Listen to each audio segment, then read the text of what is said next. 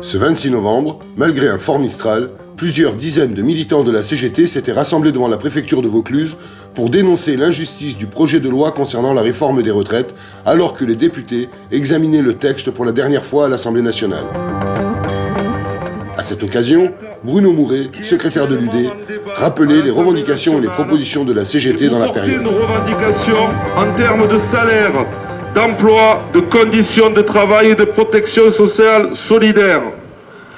L'annonce par le gouvernement d'imposer sa réforme par un vote bloqué au Parlement confirme que ce gouvernement n'est toujours pas prêt à entendre les revendications des salariés qui exigent une plus juste répartition des richesses, un financement équitable et équilibré de la protection sociale et l'ouverture de droits nouveaux qui répondent aux préoccupations sociales. Oubliez la retraite à 60 ans, la justice et l'équité attendront également. Pourtant, les sondages le disent, les Français sont toujours très attachés à une retraite à 60 ans et à une réelle reconnaissance de la pénibilité permettant de partir bien avant l'âge de 60 ans. Pour répondre aux besoins des salariés et des retraités, la CGT maintient ses exigences d'ouverture des droits à 60 ans avec une retraite d'au moins 75% du salaire d'activité pour la majorité des salariés et au moins égal au SMIC. Un SMIC que la CGT revendique à un minimum de 1 700 €. La prise en compte de la pénibilité par des mesures d'anticipation d'âge avant 60 ans. L'allongement de la durée de cotisation fera reposer une grande partie de la réforme sur les jeunes générations. Cette mesure injuste repousse l'âge réel de liquidation de la retraite à 66 ans, voire davantage. Le but de cette manœuvre est limpide. Faire baisser le niveau des prestations servies, travailler plus longtemps pour gagner moins et voir ses droits réduits. Voilà la réalité de cette réforme. Force est de constater qu'après 10 ans d'une politique désastreuse de droite, ce gouvernement ne prend toujours pas la voie de la justice sociale ni fiscale et laisse s'effondrer tout notre système de solidarité.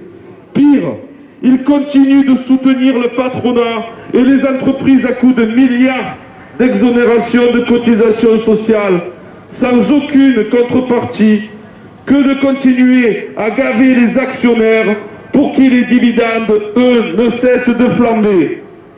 Jusqu'à quand ce gouvernement s'entêtera-t-il à ne répondre qu'aux injonctions des politiques d'austérité, sans jamais s'attaquer au coût du capital qui nuit à toute notre économie, aux investissements industriels et à tout notre système de services publics et de protection sociale? Oui, un financement juste et pérenne, équitable et qui réponde aux besoins de solidarité est possible. Le patronat n'a de cesse de revendiquer d'obtenir des exonérations sociales, alors que la rentabilité financière des entreprises est en hausse.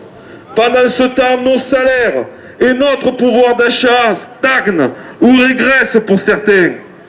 Notre travail n'est pas un coût.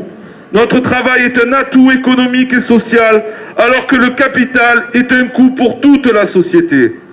Nous allons continuer la lutte contre les inégalités, le combat contre la destruction de l'emploi, le combat pour le progrès social et permettre aux futurs retraités de pouvoir quitter dignement, sans trop de casse, le monde du travail.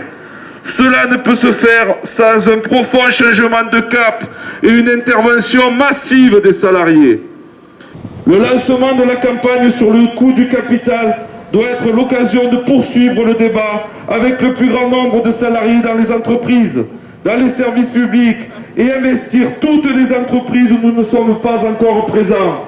C'est à ce prix, chers camarades, que nous ferons grandir le nécessaire rapport de force et que nous pourrons réussir une grande journée d'action interprofessionnelle prévue fin janvier ou début février 2014.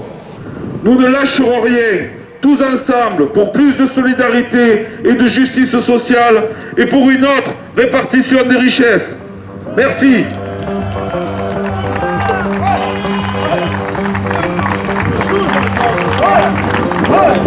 Tous ensemble, tous ensemble.